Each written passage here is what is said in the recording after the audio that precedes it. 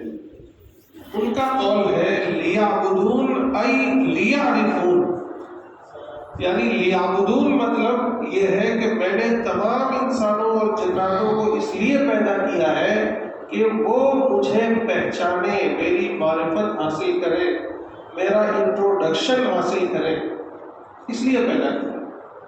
یعنی میری اور آپ کی پوری انسانیت کی پیدائش کا مقصد ہی یہ ہے کہ ہم اپنے پروردگار کو، اپنے مالک کو، اپنے کریٹر کو، اپنے رچناکار کو پہچانے، آخر کون ہے اس نے مجھے بنایا۔ تو یہ میرا اور آپ کا سب سے پہلا فریضہ ہے۔ اب سوال یہ ہے کہ اس کو کیسے پہچانے؟ میں اگر ساری کوشش اپنی لگا دوں پوری زندگی کی تو کیا سمجھوں گا خدا؟ آپ لگا دیں یا دنیا کے بڑا سے بڑا مفکر، بڑا سے بڑا دانشور اپنی عقل لگا دے تو کیا سمجھے گا اللہ؟ وہی سمجھے گا جو ہم لوگ مارکیٹ میں دیکھ رہے ہیں۔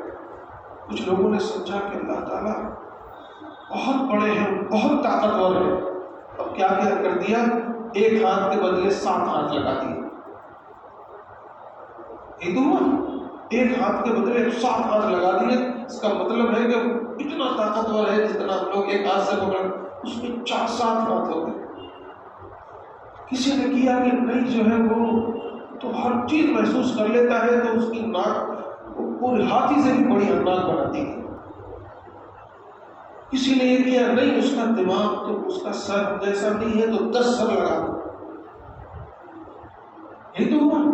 انسان اگر اپنی عقل سے خدا کو سمجھنے جائے گا تو ایسے ہی کرے گا۔ اس لیے اللہ تعالیٰ نے اس کو ہمیں ہمارے اوپر نہیں چھوڑا، بلکہ اپنے پیغمبروں کو بھیج کر اپنی پہچان کرائی ہے کہ میرے بندو گھبراؤ نہیں، تمہیں ہم نے اگر اس بھی مقصد کے لیے اس دھرتی پر بھیجا ہے تو میں اس کا انتظام کر رہا ہوں، تم گھبراؤ نہیں۔ اور اللہ نے پھر انتظام کیا، انبیاء کو بھیجا، سارے نبی آئے، سب نبیوں نے آ کر سب سے پہلے اللہ کا تعارف کرایا، سب نبیوں نے۔ اور پیارے نبی صلی اللہ علیہ وسلم نے بھی وہی کیا۔ اب یہ قرآن ہے میرے ہاتھ میں، 6666 آیتیں، کتنے پیجز ہیں؟ یہ قرآن اللہ کے تعارف، اللہ کی صفات اور اللہ کے انٹروڈکشن سے بھرا پڑا ہے۔ میں نے اس دن آپ کو مثال دی تھی کہ قرآن شروع یہاں سے ہوتا ہے، بسم اللہ الرحمن الرحیم، شروع اللہ کے نام سے۔ کون اللہ؟ کون پہچان کرائی؟ الرحمن جو بڑا مہربان ہے، الرحیم جو نہایت رحم والا ہے۔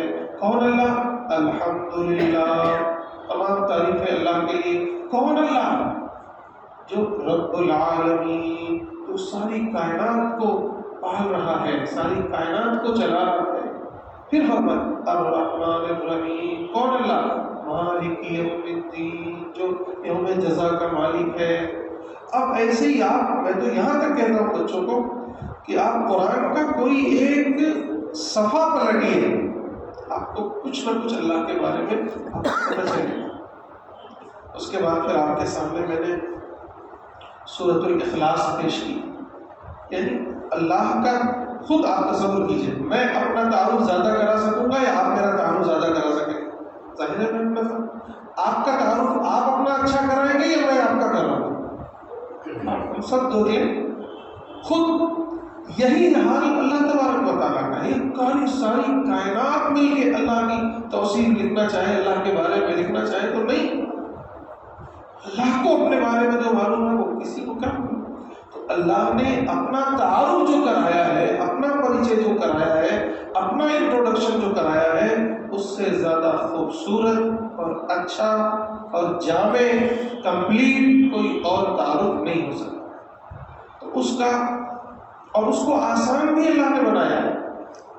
مثلا میں نے مثال دی بھی بسم اللہ کی، الحمدللہ کی، پھر پچھلے درس میں نے سورۃ الاخلاص آپ کے سامنے پیش کیا کہ اس میں اللہ تعالیٰ نے اپنی 5 صفتیں بیان کی، وہ 5 نشانیاں بیان کی ہیں۔ وہ پورا درس تو نہیں دہرا سکتا، خلاصہ آپ کے سامنے پیش کر دیتا ہوں۔ کہ اللہ کے نبی صلی اللہ علیہ وسلم نے جب آ کر مکے میں دعوت دی، لوگ ایک خدا کو نہیں 360 خداؤں کی پوجا کرتے تھے، تب رسول نے آ کر کہا کہ ایک اللہ کی عبادت ہے۔ تو لوگوں نے پوچھا کہ وہ اللہ کون؟ تب اللہ تعالیٰ نے کہا قل، اے نبی آپ بتا دیجیے، هو اللہ احد، اللہ اکیلا ہے، 2 نہیں ہے، 3 نہیں ہے، 360 نہیں ہے، 33 کروڑ نہیں ہے، اکیلا ہے۔ کیا پتا چلا کہ خدا اکیلا ہے، خدا کی پہچان یہ ہے کہ وہ اکیلا، 2 ہوں گے، 3 ہوں گے اور زیادہ ہوں گے تو وہ خدا نہیں ہو سکتا۔ دوسری پہچان اللہ الصمد، وہ بے نیاز ہے، یعنی سب اس کے محتاج رہے، کائنات کا ذرہ ذرہ اس کی محتاج ہے، اور وہ کسی کا ذرے برابر بھی محتاج نہیں ہے، بلکہ سب کی ضرورتیں وہی پوری کرتا ہے۔ تو دوسری پہچان یہ ہے کہ وہ سمد ہے، وہ بے نیاز ہے، کسی کا محتاج نہیں، سب اس کے محتاج ہے۔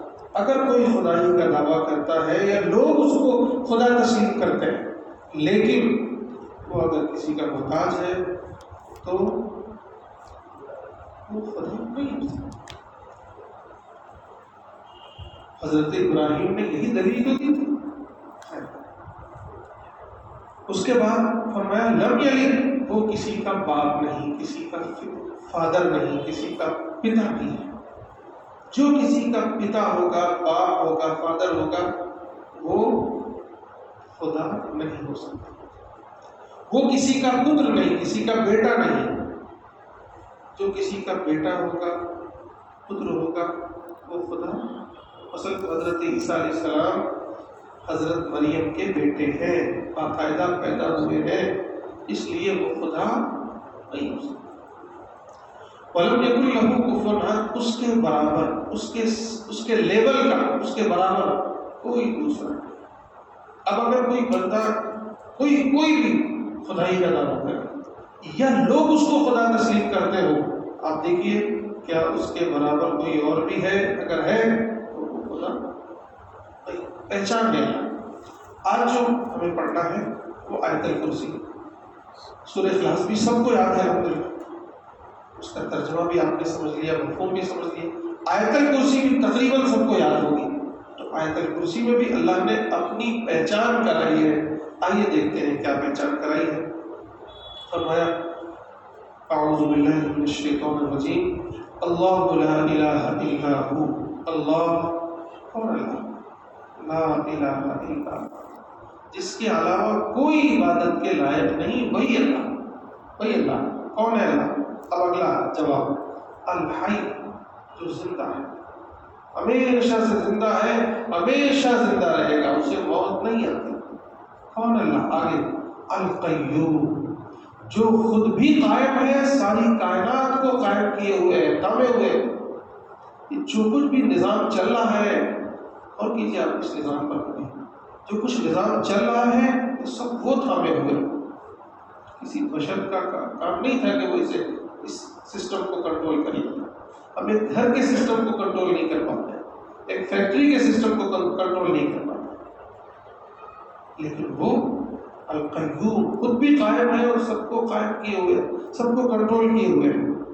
لا تأخذہ، کون ہے اللہ؟